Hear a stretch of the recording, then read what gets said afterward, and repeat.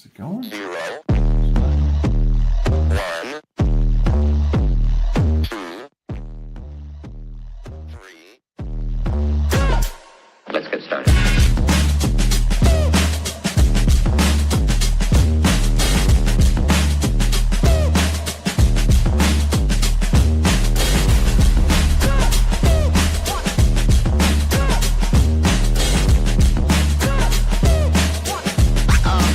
Oh, that's real good.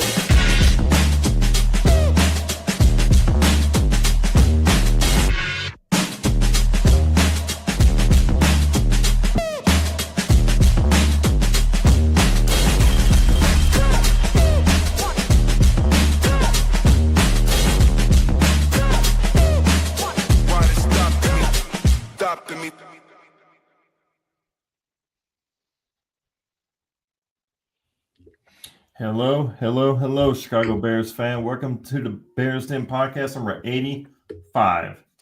As always, we have a great show lined up for you guys tonight. We're going to discuss the stadium debacle, and we're going to talk about who we view as being on the hot seat roster-wise. As always, please like us, subscribe to us, share our content. You can find us on Facebook, X, Twitch, TikTok, Instagram, and YouTube. Without further ado, let me bring out the rest of the Bears in the Den. I am your host, Andy. We got the T-ball coach, Todd, here tonight. Love some T-ball. And we got the bad guy, our fantasy football champion, Chicago Clarence. And as always, sit back and enjoy the show. Send us comments, send us feedback. And thank you for joining us. So, guys, unless you live under a rock, Todd, kick us off. What the hell is going on with this stadium ordeal? Well, you got too many people involved, right? We got half the legislators agreeing to do it, and the other half not agreeing to even listen to it, and it's a mess, man. But I don't know. I don't believe they're ever going to go to Indiana, and I think everybody in Illinois knows they're not going to go to Indiana. I think that's the biggest thing. I mean, we talked about these numbers before. I mean, it's a no-brainer deal to do that, but we haven't done it yet, so there's a reason why, right? I mean, what do you think? Yes. I think Illinois is calling our bluff that we really don't want to go there, and the fact that we haven't gone, they're calling our bluff. Kings of the North. Before I get to Clarence, he wrote in, "I'm very familiar with the area. The Bears are considering Hammond between the sulfur smell that often hangs in the air for nearby industrial plants and rising crime concerns in parts of the area. It's not exactly the image most fans envision for the future home of the NFL's flagship franchise. Mm-hmm. Unfortunately, it feels like the Illinois government is doing everything possible to push the Bears away, while Indiana officials are essentially saying, 'Tell us what you want.'" Yeah. So, Chicago Clarence, piggyback off of that, what is your take on the stadium mess? Well, if it's anything, Chicago, leave it to us to mess it up. And Right. this thing has been messed up every which way you turn. If anybody knows how to play spades, Chicago Bears played their jokers way too soon. Mm-hmm. Now is when they should have been introducing Indiana into the fray as a option other than Arlington Heights. But we didn't do our due diligence. I'm hearing that we didn't even do the zoning work that we were supposed to do. It's like $100,000 for them to go out there and do all those inspections and whatnot. We didn't even do that. The NFL is sitting back wanting updates, and we don't have them. Kevin Warren said that we were going to have shovels in the ground by last spring. Hasn't happened. He was brought in to get this deal done, and it hasn't happened. I know we're going to talk about hot seats in a minute, but his seats clearly got to be hot. Yeah, I mean, every time I look at a Bears situation, I still, just for so many years with Virginia being in charge, right? You just see what I try to see through those eyes all the time, right? So this is her son, and she probably said, "Don't ever leave Chicago. Don't ever leave Illinois. Don't ever." It feels like that. Like your mom said, don't like, this is not what my dad would have wanted you to do, and I don't want you to do it either. And these are like, she had all these rules, and we've broken some of those. They're allowed to say bad words on HBO now, which they weren't allowed to do back then. But I think part of it's that, and I mean, I was born in Illinois. I got that over you guys. You guys just, I don't know, you guys are just carpetbaggers. But anyway, I actually lived there. So it means a little bit to me. Now, I would think of every time they would show the stadium and they would back off and it says Hammond, Indiana, I'd be like, but then I'd be over it and we'd watch the game, right? It'd be a 30-second thing for me. And it makes all the sense in the world financially to do it, but we're not. And I think that George is willing to make, bend the rules. You can say bad words, or we're gonna pay real money for a coach, which I don't think she would ever wanted to do. But to up and leave the state, I don't think he's ever gonna do it. And I think they know that. Plus, I think we've got an election coming up here in what 4.5 months ish. Nobody wants to be the guy that I gave away all this money. We're gonna take it to the Bears. So I think there's some of that. So you get past it, and plus we've been talking about this forever. How long have we owned this? 4 years. 4 years. 4 years, yeah. But I mean, there's really no. We talked about the lease and when that ends, and how much time. We have a couple more years, so before it really gets interesting. As far as running out of time and all that. And we pay down more debt the longer we stay, but then I've heard, then they argue the construction costs are always rising, which they are. So I'd like to see it in Arlington, and I'd like to see them, start, shoveling, shovels in the ground, this season would be nice, but, they keep saying it and it doesn't happen, but I still don't think there's any way that Chicago comes back into the picture. I mean, even the governor said that, right? That this is it. It's these two sites, and that's it. So, if the smart play is definitely to go to Hammond, and I'm not going to a bunch of games, so I can't smell it from where we watch the games. So I appreciate that sulfur smell comment, but that's what I think. I just don't think I don't think that George is gonna pull the trigger on leaving. So let me ask you, this is the numbers that are being reported. So which side would you take? If someone's offering you zero taxes for 40 years, $1 billion in funds for the stadium, $700 million for infrastructure help, and then the other side, they can't even give you what the tax value is on the property. They're saying 50 to 200 million. They're offering zero funds for the stadium and zero funds for infrastructure. Clarence, if you're a businessman, what side do you take there? I'm not labeling which side is which, but which side would you take? I mean, honestly. I mean, at the end of the day, on the left side is more appealing, but my whole problem with that is the Chicago Bears won't own their stadium if they go to Hammond. I got issues with that. The latest bill that they were kicking around on the House floor that didn't end up going through was going to be for a publicly owned stadium. Why can't the Chicago Bears own their own stadium? Right. That's my number one issue with it. I am tired of being under the thumb of other people and actually just being rent payers when you're $1 billion franchise, flagship at that. Should own our own stadium. We should be able to do what we want to do with our own stuff and not being told that we are just tenants. So I got issues with that, even though the Hammond proposal is, financially, for us, but at the same time, we don't own the stadium. I got huge issues with that. And, for all the people, and I know, Todd, you said you're born in Illinois. I understand that, but let's not forget, there are a number of teams that don't play in their state. Oh, I know. The Jets nor the Giants play in New York. They play in New Jersey. The 49ers don't play in San Francisco. Washington for all these years don't play in Washington. So it's not unheard of for you not to play in your home state. But this team has been there since 1920, but we've been mistreated for a lot of that time too. Yes. Yeah.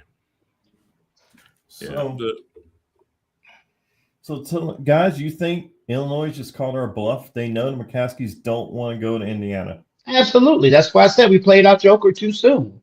So now it's just chicken. Who's going to blink first? So don't we have to go to Hammond now? No. it's look, this could drag on for another 2 years, honestly, before anything has to happen. And I don't think Indiana's going anywhere with their deal. I think it's always on the table if we want it, because I don't think they believe we're going to go. I mean, I don't want a stadium next to a plant, though. I mean, come on. Yeah, no, I hear you. I mean, you've got to. If the LA stadium is the blueprint, and I think it is, right? Because they own all that and they control all that. This isn't something we do every 10 or 15 or 20 years. You got to do this right. You got to take out however long it takes to do it. But you don't just jump and say, okay, yeah, let's do this Indiana deal. I mean, it's been going on a long time, but it's still far from over. So if the LA Rams newest stadium, their property value is $9 million. And Chargers. And Chargers, right. And now, so reportedly, Illinois wants ours to be between, they can't even give us an exact number, which is part of the problem, between $50 and $200 million. Annually, outrageous. Right? Property tax, right? Property tax. Annually. Outrageous. Yes. Annually, yeah. Yeah. I mean, reportedly, the Bears were willing to go to 10 to 12 million for a property tax. And that's probably fair. So Rams are valued at 9 million property tax, 10 to 12 is probably fair. But they're wanting the most expensive place to live in the country is California. So why, if you're in Illinois, you're paying more in property taxes than California? That makes no sense to me. Illinois' property taxes are out of sight, guys. I mean, we have some friends that live, and not even in Chicago. I mean, down in Springfield, and it's 4 to 5 times what ours is here. It's unbelievable. So I saw reports that the Chicago Bears, McCaskies, have actually paid off their debt for the renovation. Have they? The problem is Illinois has not paid off their debt. It just keeps on accruing and gaining interest. And they want the Chicago Bears to kick money back in for that renovation. Is what I've heard. I don't know how true that is, but that could be part of the problem why they want so much for property tax, to try to pay that off. And they want the Bears to be on the hook for it, but the Bears said, no, we paid our debt on the renovation. You guys didn't pay your debt, and it's accruing interest, and it keeps on rolling over.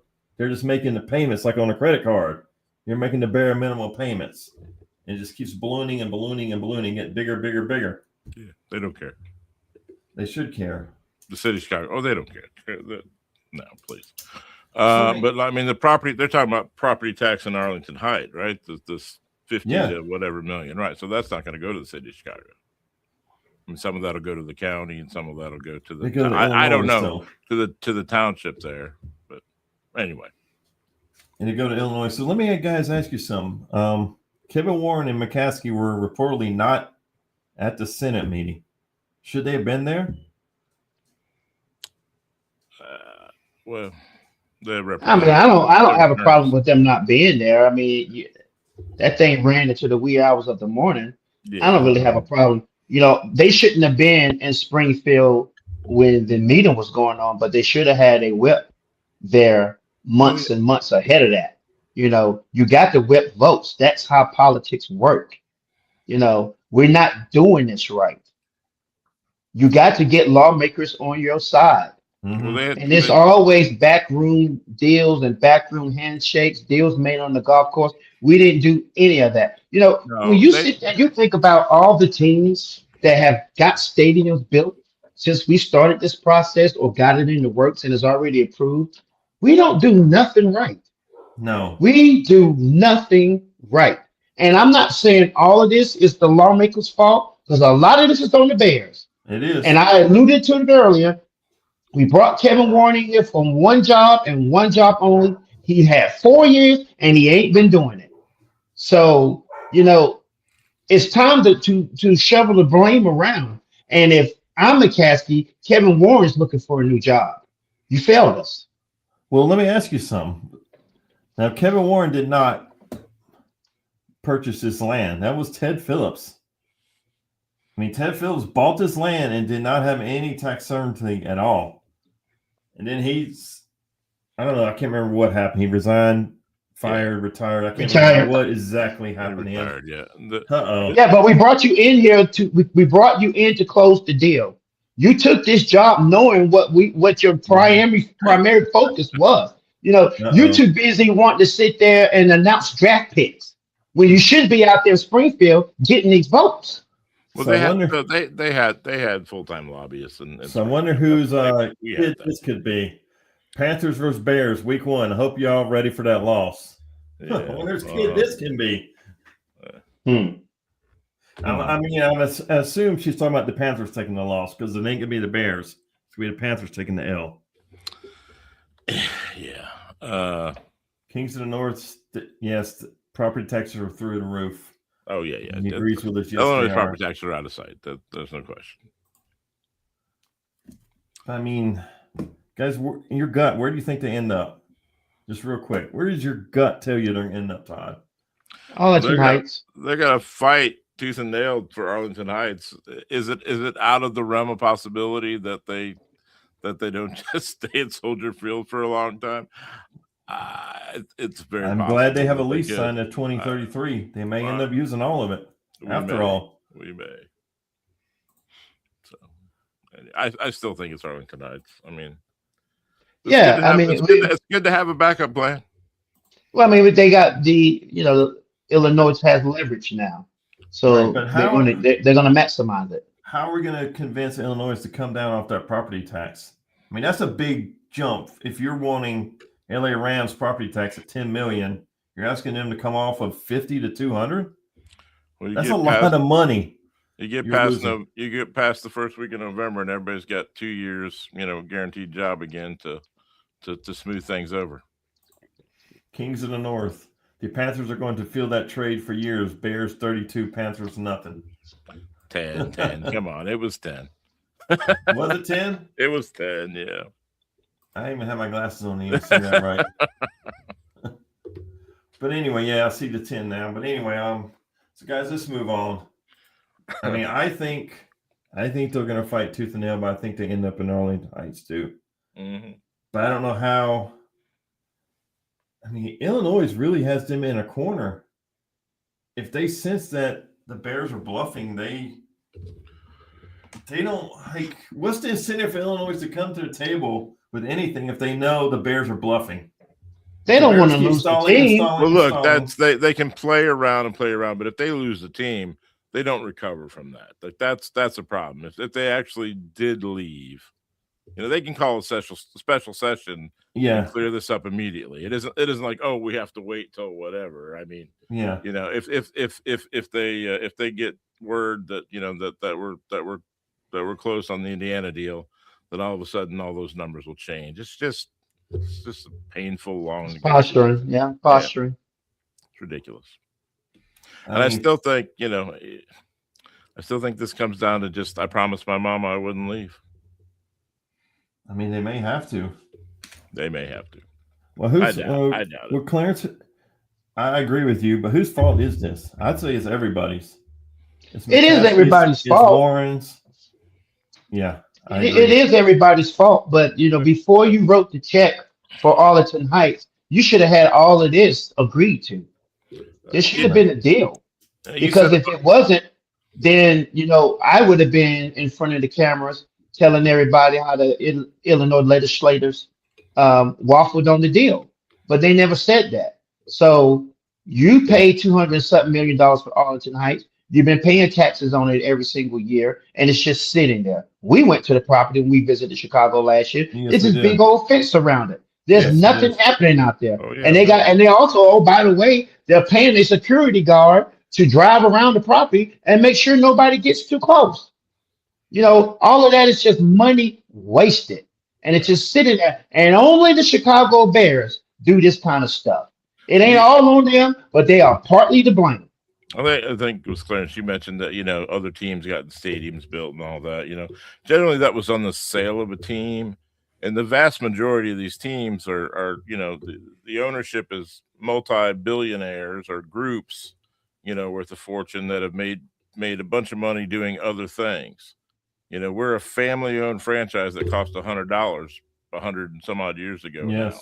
All of the McCaskey money stems from the Bears. It isn't like this is a side gig for our owner who established himself in whatever field he was in. So things come a little harder maybe that way, right? Because just I don't know, put another angle on it or another excuse or Well, let whatever. me ask you this. Let me Mhm. ask you this because I know that what you said, and that is true. But how hard is it to go to a bank and use this team as collateral and secure a loan to build a stadium? It ain't that hard. I've never done it. I mean, No. I have a hard time believing I understand that. a professional football team. I mean, if you can't afford to build your own stuff, then you shouldn't own a team in the NFL or any sport for that They, matter. If you're going to sell to me and tell me, oh, well, this is how we make our money, you guys are making a billion, was it $700 million a year just on TV money Mhm. alone? yeah, So, I don't want to hear crying the poor sisters of the poor. I mean, come on. This is big boy time. You've been around since 1920 and you ain't never played in your own building. There's something fundamentally wrong with that. There yeah. is. And then when you get to this point, you foul it up the way you did. You go out there and write a $200 and something million check for property that's been sitting idle for 4 years, and you want us to believe when you're going up on ticket prices every other freaking year, even when you're not winning, and you get the support, and you still can't get your own place? I'm sorry. I have no sympathy for that. So Kings of the North said he's right. We played the Indiana card way too early. Yeah. I don't know. When would you have played it, Todd? I don't know. I don't think they expected Indiana to be yes to everything right out of the gate. I mean, I think when it first came up, it was Well, when 6 months ago. if It we was just played it too early, when should we have played it? Now? I don't After know. we But got Right rejected? about now. it didn't take them 60 days to say yes to everything we want, right? So that's I don't. I mean, I don't. It's easy to say yes when when you're probably just saying yes to nothing because Indiana doesn't expect you to leave either. True. But they did have to present it to legislators, and they did vote on it. So Mm-hmm. So, guys, let's go into the second. No, actually, let's go into the second part of our show. Myles Garrett got moved yesterday. It was shocking because there was really no rumors floating around that he was available. I mean, Cleveland was no. Even during the draft, no. And then comes across my phone that he's been moved. Todd, what were your thoughts when you saw that deal? I was surprised it was the Rams. They didn't talk about the package, just that in the first hour or so of it anyway, that it just said Garrett to the Rams, who have a really solid defensive line. Now they lost a chunk of it in this deal, so I was surprised.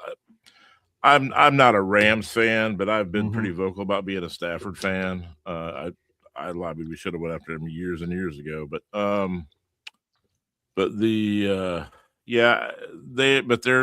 they're absolutely win now. I mean, I think probably they win a Super Bowl. Stafford's probably done, and I wouldn't be surprised if the coaching staff's done. I think that they've been there a while, so I think it's just all in. They gave up Jared Verse.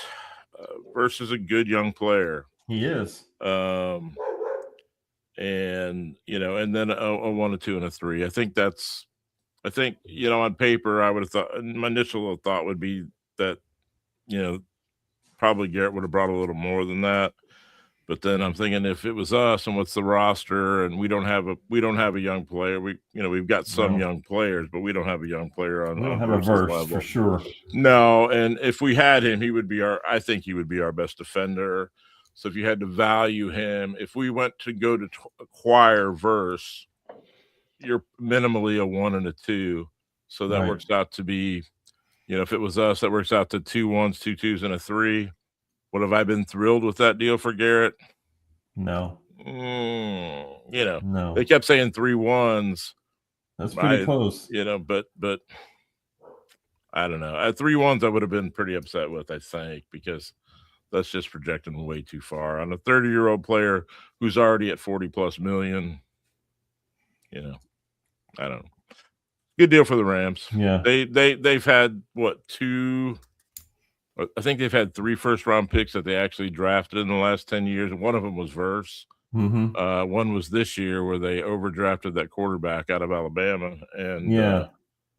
who was the other? Anyway, I don't remember. But so they're not afraid to go at it with the day 2 and 3 players, and they've been a good team that way. But you have to be really good at that. You have to know you can play the cap, and bringing guys in, and you have to know that you can develop talent, and they've been able to do that. So the Super Bowl, I think, obviously we're going to win the Super Bowl, but if we don't, they have a really good shot at it. So, Clarence, what were your thoughts on the trade yesterday with Myles Garrett? Boy, those LA teams sure know how to circumvent the money, don't they? Yeah. It ain't the Dodgers, it's the Rams. Well, there's no cap. I mean, it worried me. It does. And it just heightened my frustrations on what we did or didn't do in the offseason to improve our team. Our glaring weakness. I mean, I've been screaming about it for months now. I'm even tired of hearing myself say it. Mm-hmm. Our number one weakness we didn't address. Mm-hmm. And if you're going to tell me that we're going to go into the season and we're going to rely on Austin Booker and maybe go out there and get an old Cam Jordan, that ain't good enough. Not when you have Super Bowl aspirations, and we should have Super Bowl aspirations. We got our quarterback. We got to invest in him in another year or two. We've got our young core, wide receivers, and pass catchers available. We even got a running back. So what are we doing? I think now, if it ain't some pep in his step, then it should be Ryan Poles. You need to be on the phone again with the Raiders. We need to kick the tires on Max Crosby. We did already. We need to kick the tires on it again. Mm-hmm. Because that's what you need. I mean, we already know Seattle's defense is great. It may just be good because they lost pieces to it. But now the Rams defense is clearly better than ours. And those two teams, one of them we're going to have to deal with if we want to get to the Super Bowl. Plain and simple. Yes. We're going to have to deal with one of those teams. And oh, by the way, that other team in that division is pretty damn good too. Yes. The 49ers. So we need to be kicking the tires on that Max Crosby deal trade if I'm them. So we got a lot of comments on this one. I think he's right. If the Rams win it, Stafford will be done. Yeah. I think McVay takes some time off. Yeah, I think if Stafford leaves, I think McVay goes with him. He does. I mean, especially if they're looking at a second year player that gets no playing time. That's as your quarterback, it's a big step down. Kings of the North obviously doesn't know this person. Alicia Smalls. I'm sorry, King of the North, but Panthers not taking the loss. Yes, they are, Alicia. I love you, but they taking a loss. They taking a loss. Bears going back home 0-1. We're not. Panthers are taking that loss. And Daryl Gangster Love says they need to get Cam Jordan. He is the most likely candidate of free agents because he's Dennis Allen, New Orleans Saints. I agree. I don't know. I think it could happen, but well, I mean, we're not going to get 2016 Cam Jordan. We're going to get 2026 Cam Jordan. And that wasn't bad. He brought in 10.5 sacks last year at 37, 34, 37. What is his age? Our Raiders pass rusher, which I don't see us kicking the tires on that again. Max Crosby.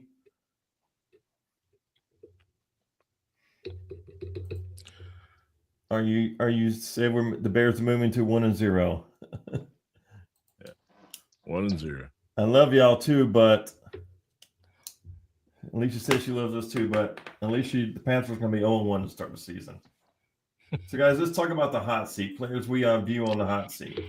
So, let's just real quick, just name a name. Todd, is anybody on the hot seat at quarterback position? No.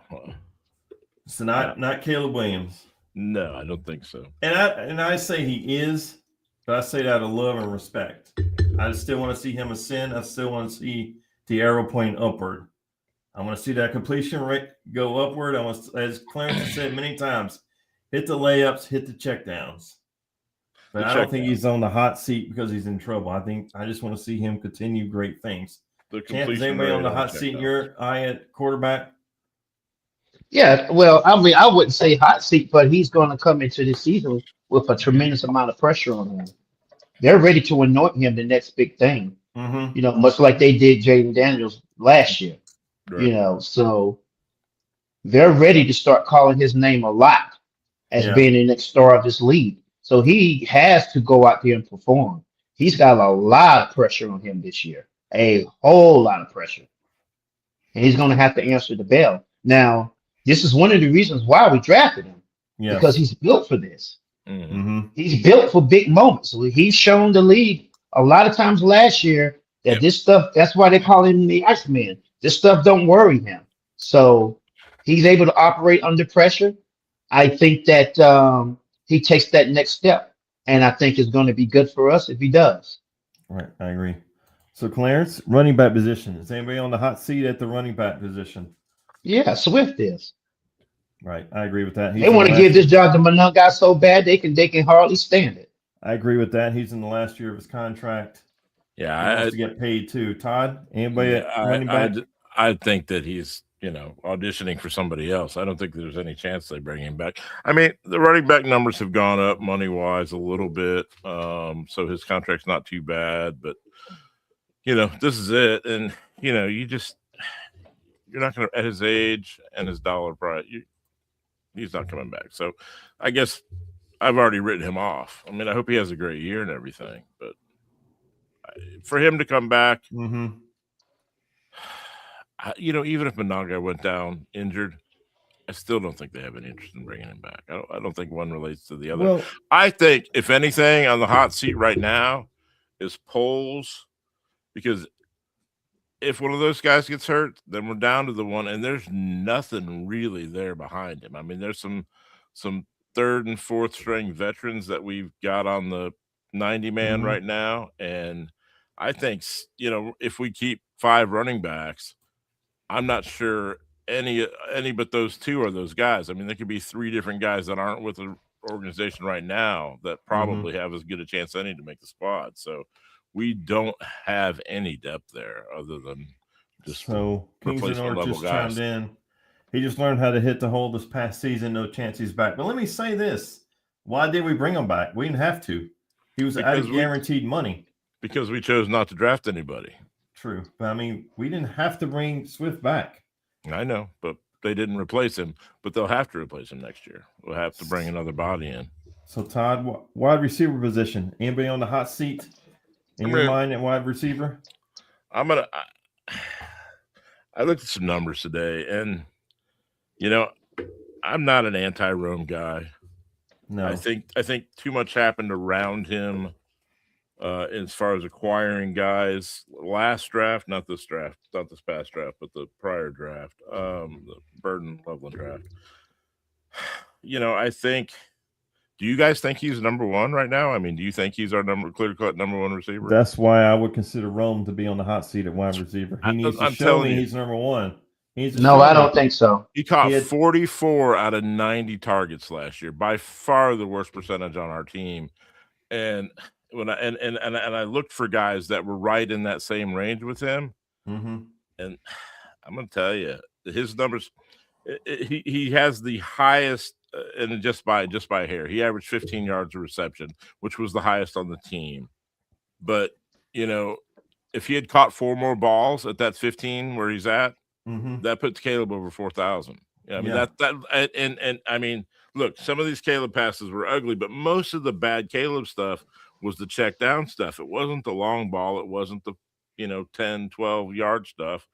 It's a 49% completion ratio, and that's not good. The guys that were Jerry Jeudy had the same numbers, right in that same range, within 1 or 2 catches, 1 or 2 targets. And we were calling him trash. He's barely in the league. I mean, he has no Yeah. value. You couldn't get a 7th round pick for him. Quentin Johnson had almost identical numbers. He's a 3rd string guy in LA, and he doesn't have much value. Maybe a 4th. He's a home run hitter every once in a while. He'll get a big touchdown. Obviously, a home run. but I know the difference between football and baseball. And Brian Thomas Jr. had almost identical numbers, and the Panthers were doing everything in the world to try to move that guy this offseason. Mm-hmm. So he has got to step up. I think put it this way, none of those guys, well, Jerry Judy's old, but the other two guys are still on their original rookie contracts. They're not going to get second deals with their original teams. There's no way. It's not going to happen. So I think if he doesn't come out of that, I think they're looking to move him because they're going to have to pay him, and they're not going to. Not with this number. I think absolutely he's on the hot seat, and I think at best he's number 2 for receptions this year, but I think he's probably 3rd. I think Luther jumps him, and I'm sure Loveland gets way more targets than he does. So, Clarence, do you agree with that? And 100%. 100%. You can't have a wide receiver drop as many balls as Roman Duza has, and when you show your quarterback that, they tend to stop going to you, particularly on 3rd down. Mm-hmm. When they need a catch, they're not going to have the confidence that you're going to be able to catch it. And Colston Loveland has shown him that he's a reliable option. I think Colston Loveland is the number 1 option on his team. Completion percentage. Loveland caught 70% of the balls. Luther 79%, and by far yards after the catch on the team, by far the biggest that we had. But Luther Burton is coming. Yeah. He's a physical wide receiver, especially for his size, especially after the catch. And, he's a viable option. You can't be a number 1 or even a number 2 dropping the balls at Rome Dunze. I mean, what game was it that Rome Dunze wasn't the playoff game against the Rams? The Rams, in where his the hands, ball was touchdown. off target. The ball was off target a smidge, but it hit him square in the hands. That was the playoff. If it hits you in the hands, you're supposed to catch it. That's the rule in the NFL. Yeah. I mean, Luther caught 47 of 60 balls, and Rome caught 44 out of 90. Mm-hmm. I mean, that's not going to cut it. Who are you going to throw the ball to? I mean, I'm throwing it to Burton. Yeah, I mean, he has got to show out immediately, and and 2 days into OTAs, all they can talk about is Luther, right? And Xavier Thomas got a lot of love in Thomas. OTAs. So Clarence, that leads us in. I don't think anybody's on the hot seat at tight end. Do you? No, we're set. Well, we keep hearing these trades about Komet. Yeah. I don't even know if they decide to move because I think they may end up having to look at his contract again. Mm-hmm. So I think that it would behoove him to have a good year. I don't think nobody's on the hot seat, but I think a lot of people are coming in with pressure on him. So Clarence, let me roll right into the offensive line. Your favorite position. Who's on the hot seat at the offensive line? I already know who you're going to say. Well, for me, it's the human turnstile with Braxton Jones. I think that he goes into training camp definitely on the hot seat. And if anybody else shows them anything, Braxton Jones is going to be collecting splinters in his behind again. He's only there out of necessity. And, we must be pretty damn desperate to have this dude penciled in as the starter right now. But that's just how bad it is for us. It is. Todd, anybody on the hot seat? Yeah, I mean, I think they want Logan Jones to win that job. I think that if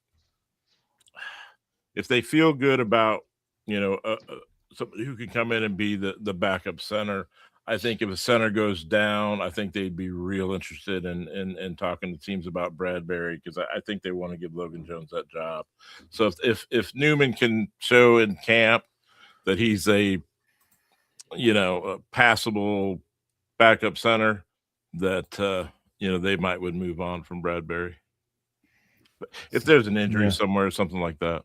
So Clarence, let's move to your other favorite position, defensive line. Who is on the hot seat in that position? Well, it's got to be Sweat. Yeah. Anybody think that Sweat earned his money, the contract he got for Chicago? I don't. Todd, correct me if I'm wrong. Isn't he out of guaranteed money this year? I'd have to look it up. I think so. Yeah, I think probably this is the last year. The entire defensive line is out of guaranteed money. Deo is out of guaranteed money. Jarrett's out of guaranteed money. Sweat's out of guaranteed money. I think Booker's rookie contract is up because he was a late round pick, so he doesn't get a 5-year deal. I mean, it It just shows you what a crappy job Ryan Post did building his D line. You know, say what you want to say about Ryan Pace. He put together A defense. a really, really good defense, especially on defense. He paid people. Yeah. And not just people that was on the downside of their career. You know, if it wasn't for the Trubisky trade, I wouldn't want to kill him. But other than that, we're in better shape financially under polls than we ever were under Pace. no doubt. But Tom, come on. The Chicago Bears are known for defense. We ain't had a viable one in 5 years. Yeah, I mean, you guys are both wearing offensive jerseys. I am not. I don't own many offensive jerseys, but I think that early on, giving away some contracts that you knew that weren't the players weren't Edmonds, whatever, where you knew the players were going to be gone before the team was good. That didn't really matter. But it's funny, the Sweat money's not bad because the position has gotten so expensive that you look at his money and it's not bad, but it wasn't a good deal. But he's definitely on the hot seat. I could see right. I could see Sweat, not being here. But everybody's fingers crossed on Booker and Shamar Turner, obviously, and maybe get something out of Deo, but I could see them move on from Montez. He's going to need to produce, whether Austin Booker takes a step or not. Sweat's going to need to put some numbers up to be around after this year. No, I mean, I agree. I think the entire defensive line is on the hot seat. Well, I mean, Grady Jarrett's going to age out, and Deo, they're just going to hopefully get a year of return out of it and move on that. I mean, I don't expect either. And the kid from Florida just hasn't developed anything more than an occasional some pass rush, but no run stopping ability. Yeah, right. Dexter. He doesn't get a second contract. He'll be. He'll get a little overpaid from some terrible team in free agency next year. And the book on him going into the draft was spot on. So I'm gonna skip the linebacker position because I don't feel like anybody's on the hot seat except maybe T.J. Edwards, but he's out of guaranteed money soon too. Sewell, but it's pretty minimal. Yeah, that's a minimal contract. He's still on a rookie deal. Bush definitely wouldn't be under because he just signed. Yeah. It'd only be Edwards there. I mean, he may not even be a starter. From what I'm hearing, they're saying he looks slower. Yeah. So let's move into the secondary. Todd, cornerback. That's been one of your favorite positions. Who's on the hot seat? Well, I mean, if Stevenson's a starter, I mean, both of them are. I mean, Jalen is established, but could they move off? Could they make a deal?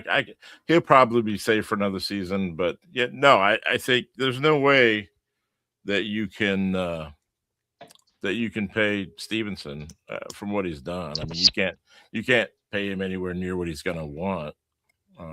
But he needs to be realistic. I mean, he gets talked about a lot, and ever since the Washington situation, I don't know that, and that from a standpoint of being good for the locker room is all of that hurts him negatively. He has talent. He has to play. He can play his ass off this year if he expects to make any money. And I think we would probably move on. So, Clarence, anybody else on the hot seat at cornerback? Well, I'm just going to go to secondary and talk about Kyler Gordon. That's right. That's who I was going to say, actually. He's hurt right now, for God's sake. I don't know how in the world you get hurt being on vacation. This is a new one on me. But that dude, ever since we paid him, he has been nothing but the injury after injury after injury. We talk about the Anthony Davis of the NFL. This dude lives on IR. I am sick and tired of his little bone. Make believe, want to be Spider-Man, always doing them little backflips and can't stay healthy for half a season. And we ain't even talking about a torn ACL or MCL, nothing like that. This dude has soft tissue damage, Yes. cramps, strains, calf strains. I mean, come on. This dude is always hurt. 100% has got to be him. I mean, everybody. I think he's nickel only. I mean, in a scenario where he's fully healthy, your people talk about him like, he could be the second outside quarterback if there's a problem with Stevenson or whatever. But I think that I think he's nickel only, and that really slot. Yeah. Yeah, But he's good in the slot. He excels in the slot. That's his position. And you can bring him on. He's good when you bring him on the blitz. I mean, he's actually a big difference maker on that defense. If you look at his when he's there, the problem is he's hardly ever there. Yeah. See, and these two safeties now, so King of the North is dying at your Anthony Davis comment, Clarence. I mean, the two starting safeties we have can interchange between box and free, which would really be great for Gordon. If they can switch off and do disguise things, but he's got to be able to play. He's got to, he's got to be on the field. Todd, how do you get out? How do you get injured on vacation? I don't know. You didn't even finish the season. Please explain this to me. How?